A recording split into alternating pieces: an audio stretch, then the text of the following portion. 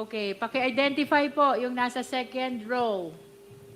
Si BP Sara po, si Rhea kilala, si Attorney Ryan kilala, si BP Sara po ulit, yung nasa far left. So isang video conference po ba yan? Opo, yung mga chief po, yung mga regional head po ng ISIP, tsaka yung iba-ibang... Bakit po ang dami ng pictures ni VP if that is just one video conference? Isa lang ho ba yan o maraming video conference yan? Hindi ko po alam kung sa Facebook po yan ng ISIP Pilipinas nila nakuha. Pero yung original po yan, nasa main Facebook ng ISIP Pilipinas movement. Hindi ko po alam kung ba't siguro pinag-combine. Hindi po nakakulong po ako, hindi ko po makakolate yung mga evidences.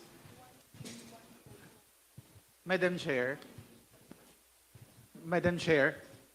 Okay.